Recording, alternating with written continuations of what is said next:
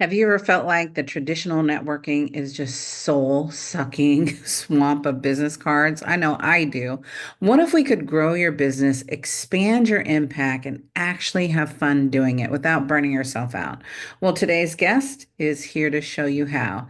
Meet Meghann Conter, CEO of The Dames, the world's only business incubator for leading business women who are doing 6 to 8 figures. Once a burnout, overworked CEO, I think we can all relate to that. She reinvented herself and to be the ultimate connector, proving that fearless collaboration, laughter, and love are the real power moves.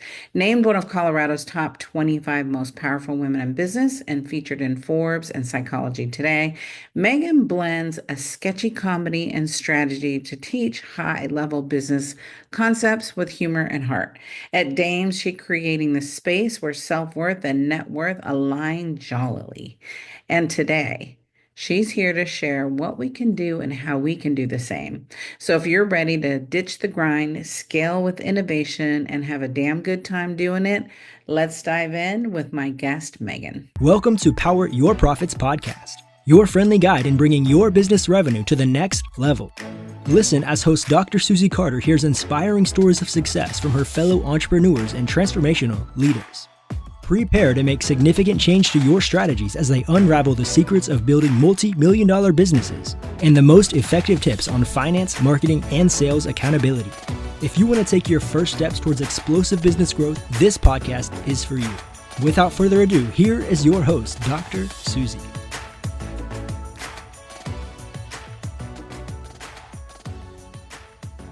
So, Meghann, thank you. Let's cut to the chase because when I read the bio, I agree. Traditional networking is dead. Swapping business cards, now we have the digital business cards, but that's no better. I don't know where they are. They're in there, but I don't know where, right? That awkward small talk, forced connections, right? You've redefined networking and what it should look like. And what's the secret sauce behind the new networking and how it actually moves the needle and accelerates that growth? Yes, a couple of things right off the bat. One is that if you network looking for the golden egg or the end client, you are part of the problem. You create that low vibrating energy, that feeling that women have when they go to events that, hey, I must have a target on my forehead or my back because everyone seems to be selling me their stuff. This Right. isn't, 1990 and networking has called and it wants its old style back, right? That doesn't work anymore. So what we teach in the Dames and what you have to approach it as is looking for your power partners. These are your golden geese. These are the women who are your thought partners. We call them power partners. They are your collaborators to create bigger footprints. They are your cross promoters. And once you get to know and really establish a deep relationship, for earlier stage business owners, this can be an important one. They can be your cross referral partners. Second of all, what's important is that when you're looking to hire a coach or an advisor, and you're in a peer-to-peer group like the Dames, and you know what stage of business they're at, I feel it's really important that we hire people that are farther along than us. If we are hiring a business coach or a strategic advisor who hasn't even crossed the threshold in their business where we are or beyond where we are, that's a problem.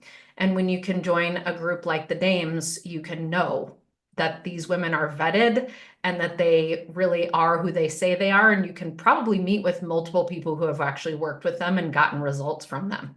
So those are just two reasons why old networking is dead and new networking is what we need to approach things by. So I talk about, because you said that are vetted and qualified, what does qualify to be a dame? You have to be at least 6 figures in revenue, so 100,000 and above, but our target audience is 250K plus, and we have think tank circles at the 100K, 250K, 500K, 7 and 8 figure and corporate leader levels. So you would be able to be placed in the group with your peers who exactly know what it is that your current struggles are because they're going through them too. And they also have the same celebrations. And then how many people are in the dame? We have around 500 at this time, and we're an international organization. So you have to apply and join and be approved and part of the organization. So all around the world and 7 chapters in the US. That's awesome. Congratulations. Thank So you. you have built a powerhouse, high caliber women's group, right? Women who are scaling, leading, creating real impact, right? So let's talk about why do powerhouse women need this kind of space to thrive? I know we know, but Yeah, sometimes we think, I'm good, I'm growing my business, but I always look for groups like this. Like, where's my people now? Where's my people now? Because we exactly. need that juice and that creativeness. I don't want to answer your question, but I'm really excited about this. Yes, we do. I think it's helpful to get the context of the lay of the land and stats first. So, depending on where you look, and this information is hard to find, you have to dig really deep. The one stat that's not hard to find is that around 2 to 3% of women-owned businesses ever get to 7 figures in revenue. That's been about the same since 2014 when they started reporting on it. It moves a little bit, but it's also doesn't really move because we have so many women-owned businesses that start every year and that contract every year. So it stays around the same. However, women who own businesses that generate over 100,000, depending on what state you're in the US, it's only between 10 to 15% of all women-owned businesses who get past 100,000 in revenue, which means when you get up to the 250K mark, you're looking at about 6% of women-owned businesses. And then the numbers get smaller the higher up you get. Obviously, women of color, it's even smaller. So what you get in a group of other powerhouse vetted women is women who are the real deal. They've been past those initial stages of business, the many, many, many pitfalls that you hit when you're part of the majority of women-owned businesses. Not to mention you're part of the those who have that, proving power that they can actually make it last because they've gotten past those initial stages. Whereas that there's nothing wrong with it, but there are plenty communities out there that exist for the brand new business owners, for the 87% of women-owned businesses that don't get past 50,000 in revenue. Right. So that is one of the reasons is that you really know that you are surrounded by your peers. It's very important because they get you more than any beginner business owner would. They get you more than your spouse would. They Right. get you more than your friend who's in a company does. And they can understand that not only are you facing problems as a business owner, but as a mom, as a wife, as a sister, as a, woman growing in this world. So what makes the Dames different than like a E-Women or the Women's Network? I mean, there's several of them out there, right, that tout what you're saying, but this sounds like very unique compared to some of those. Yes. So they don't have qualifiers, the ones you mentioned at least. You don't have to be at 6 figures in revenue. You can be at any stage of business. And while they do have programs for those who are higher up, it's not the same kinds of programs. We offer strategic matchmaking. So again, the philosophy that we have is that you should be collaborating with your members, Yeah. not trying to sell them. So Yeah. we have a strategic matchmaking service that helps us determine what kinds of collaborators you're looking for at this stage of business. And then we strategically match you with them. Plus, we have the think tank circles that are mastermind style that are designed to solve your problems and celebrate your wins and accelerate you towards your goals in light speed at those different qualifying levels. So you're able to be matched up with those women and we know where they're at. And you're also able to be in those groups with them. So we have that nimbleness that makes us actually better positioned to give more attention to our members as well, since we are still under 500 members. And we are really about the quality of our members, not the quantity of our members. I always say that. People are like, we just need leads. No, I want qualified leads. I don't care about how many leads we get, right? I want to talk to people who want to talk to us, which is And juicy. we want people who are going to really live by the standards of the dames, which is generosity, vulnerability, believing in holistic reciprocity, believing that whatever I put in is going to come back tenfold and not in a way of tit for tat. Right. And really in this way that abundance exists for all. And we we really are here to collaborate with and celebrate with and have fun with each other instead of just go by the the outdone, outgone ways of hustle, grind, and grow, which we do not believe in. And I love that you don't believe in that either. If we're not having fun, why are we doing this for 8, 10, 12 hours, whatever entrepreneurs are doing, right? It's like business should be fun. I feel Always. bad when I see people going, I hate my job. I have to go to work. I'm like, wait, what? I have so Exactly. much fun, right? The work starts for me when I stop working, which, you know, is good and bad in both sides. So Exactly. let's talk about laughter and business because they don't always go hand in hand, right? So you use humor in business, which of course I love and you love. Why is humor, do you think, a powerful differentiator in leadership and business growth? And be honest, you don't have to, go to joke when things get too serious, right? Like, let's talk about how do we blend that in today's world? I think it's twofold. One is if humor is your thing, and one is what is your thing. So if humor is your thing, which it is mine, I ran a marketing company before the Dames, Yeah. and I always tried to incorporate fun and humor into it, and I kept failing. And that's really what I found was that I was in the wrong business model for myself as a CEO. Doing one-on-one ongoing consulting for years and only having a capacity of being able to serve 20 women at once didn't work for me.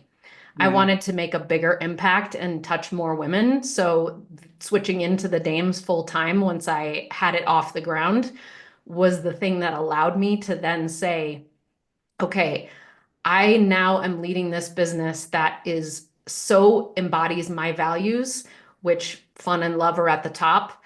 How can I show that through the business? And so I went through a 1 year improv program back in 2018 and really learned the fundamentals of improv and a sketch comedy course, and have been working with a humor speaking coach ever since. And what I've really seen over and over again is that when I teach concepts using my characters or using humor first, people remember it. They will come up to me years down the line and say, "Oh my gosh, I remember that concept you taught about profit first because of Sylvia and her ways of teaching things." Or, "Oh my gosh, I remember how you taught with Marge how to ask for things as a woman, which is tough for us." So it really helps unlock people and it helps them retain the information because laughter does that. Laughter creates that like break us open, let us kind of open ourselves to be able to receive and absorb the information. On the other hand, maybe humor isn't your thing. Maybe it's Right. just not. What's important is to find out what fun is to you. I think that entrepreneurs have a hard time having anything outside of work that lights them up. Right. And that can be a problem because then that can lead to an addiction called overworking, which Yeah. I don't know if you've ever done that, but Quit calling me out. Quit calling me out, Megan. I have been there. And so I really had to figure out and develop a skill outside of business that lit me up. And that for me is improv and sketch comedy performance. And Mhm. that really helps me actually light up the left side of my brain as much as the right side of my brain so that I can be a more well-rounded, less bitchy CEO. Right. Amen, sister. Amen. You're listening to another episode of Power Your Profits podcast. We'll be right back after a quick word from our sponsors. Are you tired of pouring resources into strategies that don't work? Say hello to Dr. Susie Carder, your future fractional COO. With Dr. Susie in your corner, your business can skyrocket to 7 figures and beyond. With a track record of creating thriving businesses, trust that you are in good hands. Head over to coo.poweryourprofits.com and let us put some magic into your business growth. Overwhelmed by the complexity of business profit strategies? Jump aboard the Bullet Train to Big Profits course, a streamlined solution by Dr. Susie Carder. This course is designed to uncomplicate the path to profitability. Imagine being able to identify and execute profit strategies with ease, skyrocketing your revenues. Visit course.poweryourprofits.com and sign up for the Bullet Train to Big Profits course today. Well, let's talk about fearless collaboration, right? What's the biggest mindset block that we as women are holding us back from collaborating? Well, it depends on sort of, it depends on a lot of things, but number one, your generation. So I came from the work days in corporate where there were very few spots for women at the top. So Yeah. we were taught to climb that corporate ladder and use our stilettos to kick the other women down below us. Hmm. And I experienced the being kicked Right. multiple times. And that was one of the reasons why I left corporate and started my own business. So I think we've been pitted against each other by society, and we are having to learn that that was all outside created and Yes. that women are actually very collaborative and very community oriented by our DNA and have been since the dawn of time. So once we can actually realize that and realize that competition doesn't exist in a world of abundance, and that what does exist is, hey, Susie, what are you an expert at and who do you do that for? And here's what I'm an expert in and who I do that for. Now, how can we collaborate on being the best versions of ourselves and then supporting our clients to be the best versions of themselves by working together, by collaborating in some way, shape, or form? I think that is what radical collaboration looks like, is letting go of all of the old outdated beliefs that we have been conditioned societally to believe and let go of that and develop a new set of beliefs because it's right here in front of us on a regular basis. Right. So what should we be doing? Because I know I've been in groups and I've spent like a year giving, giving, giving, giving. I think one of the hard parts for me is asking. People say, "Well, what do you need?" I don't know, but what do you need? I can help you. So let's talk about how do we break through that? Like, what's your philosophy on one, finding the right group for you, and two, your recommendation when somebody comes into a group like this? Yep. So a couple of different things there because you said a lot, which is what most women say, Yeah. which is, I don't know how to ask. I'm the one who constantly gives. Well, that's a choice that Yeah. you can choose differently. Yeah. And what we choose to teach in the Dames is to really help women identify those past patterns of not asking and not receiving. A lot of times it goes back to a mindset that you picked up or something that you decided long time ago about yourself. And until you ditch that old belief, you're never going to have space to change it. So it's really helping yourself figure out, and this is part of the work that we do in the Dames, figure out what that story is, decide if you want to ditch that, and then decide what a more empowering story is for you now. And then we have a Dames Ask framework that we teach to help you, depending on the stage of business that you're at and the goals that you have, to really identify 2 to 3 Dames Asks that you have at the ready at any time so that when someone does say to you, "How can I help you?" or "Who can I connect you with?" never again do you look like a deer in headlights or say, "I'm fine," because Right. that is all BS. We should all have something at the ready because we're all one ask away from a completely different life, a completely different business. And it's up to us to take the time to get clear on what that is that would unlock the next level for us. And that brings me to your second question, which is, how do you pick a group? And Yeah. really, it's about the culture, in my opinion. It's first of all, it's who's in the group. Do they vet their people, or do they say they do, but they don't actually even collect the financial information, for instance? And then once they do come in there, what's the culture like? So if you are looking for a type A culture that is it the dog eat dog world that's like, I'm gonna claw up to the top? That is not us. We are not the competition ladies. If you're looking for the sisterhood that sits around and braids each other's hair, that is not us. If you're looking for those serious women on serious missions who also feel like it's A, lonely at the top, and B, like freaking business is serious enough as it is, and you want to have a place where you can be real, Yes. get real, laugh, and truly be your most authentic self so that you can get to the next level because you're not afraid to be truthful and you're not afraid to be vulnerable. That's the space that we create and we continue to foster in the Dames. I love it. Yeah, you've really created a movement. You went from Yeah, entrepreneur to movement leader. 100%. Right. So let's talk about what's been one of your biggest failures or face plant moments in your journey that ended up you being the catalyst for one of your biggest wins. Um, it's funny because in my human design, I don't know if you're familiar with human design, but I don't even have the recognition of failure. It doesn't exist to me. So what I would say is the biggest block that I overcame was my binge drinking.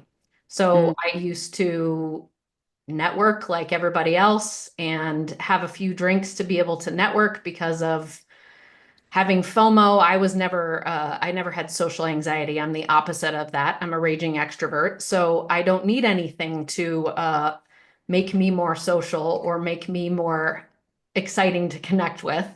But I did need to keep up with the Joneses and make sure that I didn't have FOMO and make sure that I was the life of the party. That was an old, outdated belief that I let go of. And when I identified in 2017 my big picture vision of where I'm headed, I kept seeing myself tripping over this boulder again and again and again of alcohol. And I decided at that time I was no longer going to be a gray area drinker. I was no longer going to try to fit in that way. And I removed that hairy gorilla off my back. And I have never felt better since. So it's been almost 8 years. And that was the one thing that kept kind of pulling me backwards as I was making steps forward and pulling me backward. So there is nothing holding me back. I love it. Thank you for the vulnerability, Absolutely. right? And just sharing the truth. That makes a big Always. difference. We can just relate to go, been there, done that. Got the trophy, got the t-shirt. Yeah, and whatever it is for other people, it could be overspending, it could be overworking, it could be, any kind of negative coping mechanism that we have that our society makes okay. But really, if we're wanting to do big things and we're wanting to make legacy and lifetime impact, it's hmm going to be really tough if we have anything that's pulling us backward. So if you could wave a magic wand and shift one thing about women who show up in business, what would it be? And what would be the ripple effect? Hmm. I would say, gosh, one thing. I think that it would be women really truly getting down to brass tacks about what it is that's holding them back from asking for what it is that they really want. And no matter what, we all have a story. We all have something that's a belief that is holding us back that's so outdated. And if we just took even an hour to look deep inside and to eradicate that it's like it unlocks this flood, it opens up a floodgate once we get to that point of understanding that we're all just here on this same planet to help each other, to love each other, to have each other's backs. It would really help every woman to live the dreams that she's always wanted to live. There's always someone out there who can help you get to the next stage, get to where you want to be.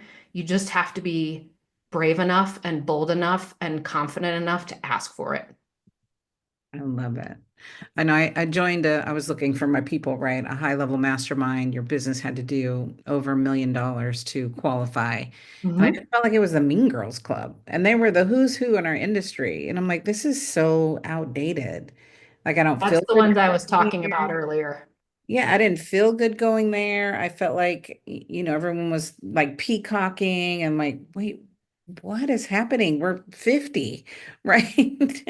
And the ages were, 30 to 70, right? Just some powerhouse women who were Yeah. the leaders. And then there was this whole underlying thing that I just could not wrap my mind around. I'm like, aren't we too old for this crap? Like, nobody wants that.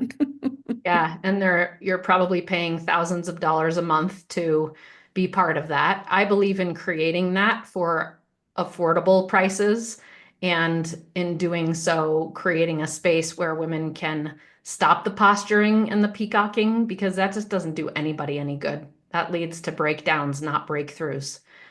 Well, let's talk about it. Let's talk about the membership, what that looks like. so that we can make a decision. Because I think part of our audience and tribe are looking for what you have. Where are my people? Right? I know the more I learn, the more I earn. There's always something I can learn with the women that are playing at my level, right? And there's so many new beginner groups, which are great too, right? I've always done this kind of networking. So let's talk a little bit about the membership and see how it would be right for somebody. Definitely. So the best people who it's for is the women who are running a company that generates more than 250,000 in revenue. You probably have two or three employees and you're growing a team. You are scaling your business and you're not wanting to do it in a hustle grind way that's outdated and that just burns you out. You've been there, you've done that, and you really want the peer support of women who get you. And women say about the dames all the time, I have been looking for you for my entire career. Yeah. Where have you been? And I said, well, again, it's about that quality people, not the quantity. So, and the women who are best suited for the dames are really truly those who have that spirit of generosity and vulnerability. They're not afraid to be themselves on the good days and the bad. And our brand promise is that we are the Harvard and Hogwarts of women business communities. So we are super smart, intellectual, whip smart women, and we love to have that magic, that women's intuition at the forefront. And that is really what the culture of the Dames is all about. And the how do I support you in growing as opposed to how do I tear you down is the kind of group that we are. Right. And so what's the investment if somebody joins?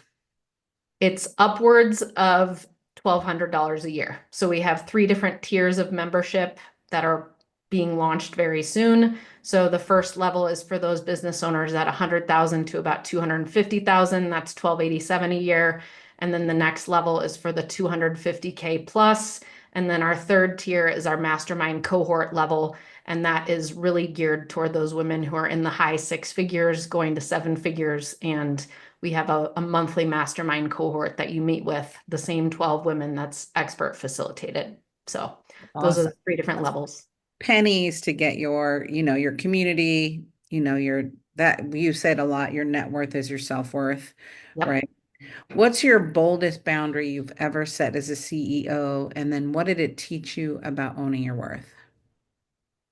I would say when I finally got the guts to never work a Friday, Saturday, or Sunday again, always take the fourth week of the month off Mm, and take at least two-week vacations per year where I completely unplug. I need that time, and that is when I'm actually the most creative and when all of my best ideas come, because that is my true nature, is to be an explorer. And when I can be out in the world exploring, I'm a better leader. And so the boundaries come with my time. My right. time boundaries are the most important. And also making sure that I'm done with work by 6 p.m. every single day and that I only go to one event per week that's after hours. That is not what my life looked like even 4 or 5 years ago, pre-pandemic. But ever since, setting those time boundaries has been the thing that has helped me catapult. And it makes me a better leader for my team and it makes me hold them to their boundaries as well. Well, I think you have women drooling right now to go, wait, what? Boundaries? What? What? A week off a month? What? Like no Well, more what's Saturday, Sundays? Yeah, what's so funny is that I think it was about 5 years ago, I was doing some personal growth work and it was about boundaries. And one of the assignments was to call my parents and ask them how they taught me boundaries when I was a kid. And my mom said, I think I better put your father on the phone because I don't even know what that phrase was that you just said to me. So I came from a family of Italians that really like there weren't any boundaries. I'm still setting boundaries with my family now, and I probably will be to the day I'm done because it's just not a thing in our family. But man, do boundaries create freedom? So do systems. Right? So Yes, much freedom. So I'm so so proud much. of you. One, as a Thank woman, you. business owner, but two, is being committed, right? Being committed to what you say you want. We What's, must. go ahead. I just say we must. And in Right, order to be a great leader, I have to lead my community by example. right. What's one thing you wish I would have asked you? Uh, what's my favorite color? Just kidding. Purple? It's purple. How did you guess? It's purple. But I would say, what is your superpower? Ooh, what is your superpower? My unique abilities uncovered through 10X are to create transformation for others, to perform, and to create unique connection for others. Those are the things that, as long as I'm spending 75% of my time doing one of those three things, I'm a happy camper. When Yeah. I don't, that's when my energy meter goes down, and I know that I need to go back to my calendar and say, what has happened? Right. What do I need to delegate or dump? Right, right. What is going on here? Yeah, how do I get back to that? I love it. So, Megan, if people want to play with you, what's the best way to get a hold of you? We're going to put your video in the show notes, so, and the copy and the transcript of this whole episode. So, how do we get a hold of you? How do we get to play with you? Give us the skinny. Yes. So if you are one of those women running a 250K plus business, I'd invite you to check out thedames.co. And if not, perhaps come find me on Instagram, Meghann Conter, on LinkedIn or on Facebook, and just follow along. And I would love to give you any referrals or any resources that I believe in to help you as you grow into six figures and beyond.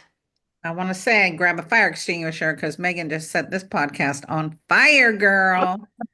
Thank you for everything that you do. Thank you for who you are. And if we can be of service to you and your tribe and your community, please don't hesitate to reach out. Thank you, Susie. Ooh, somebody grab a fire extinguisher because Megan just set our podcast on fire. If you're still networking like it's 1999, awkwardly handing out business cards and hoping for the best, gotta say, stop it right now. Megan just schooled us on how to build high caliber connections and actually move the needle and business and life forward because it's about real talk. Your net worth will never outgrow your self worth. So here's our call to action, my friend. Hit the like button, subscribe, send this episode to your most badass business besties because you know she needs to hear it. Don't make her grow alone, right? And if you're ready to ditch the grind, scale with intention, and have a damn good time doing it, go check out www.thedames.co/video to see what Megan and her powerhouse community are up to. This is Power Your Profits, where we don't just talk business, we talk legacy. Keep scaling, keep shining, and for the love of all things profitable, keep having fun doing it. Until the next time, I'm your coach, Dr. Carter. Thank you for joining us for this episode of Power Your Profits podcast. Let these building blocks from today's most successful industry leaders equip you with the necessary resources and tools to finally establish the highly profitable business of your dreams. Want to hear more? Listen to more episodes at www.poweryourprofitspodcast.com. And don't forget to subscribe to the show. Now is your time to rise to the top of your game. So be sure to catch our next episode. Until next time.